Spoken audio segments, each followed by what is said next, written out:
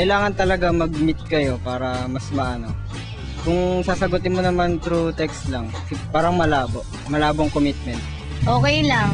Kasi text lang naman yun eh, tsaka chat lang naman. Naniniwala ako na na hindi sigurong tamang paraan na sasagutin mo yung isang tao through text. Kailangan may formal talaga. At saka meet muna bago sagot. Hindi, kasi para sa akin parang walang kwenta, yung parang lokohan lang. Mas maganda yung nagkikita kayo, parang mas masaya yung ganun, diba? Kasi pag text, parang hindi mo makikita kung totoo yung tao or niloloko ka lang niya. Oo. Kasi nasa moderno pa tayo, parang tip-tip lang yun. Ano naman masama doon, diba? I guess okay lang po kasi yung tito and tita ko nagkaturuyan sila. Nagkakilala rin sila through text.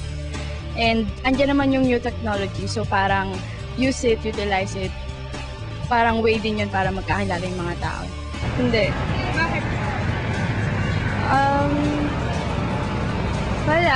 Kasi syempre pag relationship, diba, dapat pinag-iisipan. Tsaka hindi naman kasi laro yung, yung relationship. Dapat may responsibility tsaka commitment. Sa tingin ko hindi. Kasi parang, na yun eh. Parang hindi na kayo masyado na-meet mo. Parang yung mga emotions hindi mo na na-express sa kanya. Hindi. Hindi ligtas eh. I mean, hindi mo naman kilala yung tao. Siguro kung makikilala mo muna, tapos after nun, siguro pwede. Pero be safe. Ikaw na bahala sa sarili mo, di ba? Yeah, why not? Kaya nga may cellphone saka computers, di ba? Kaya nauso sila. Saka, mas safer yun. Saka, sa akin lang naman, do what makes you happy. Good luck. Kayo, ano sa tingin nyo?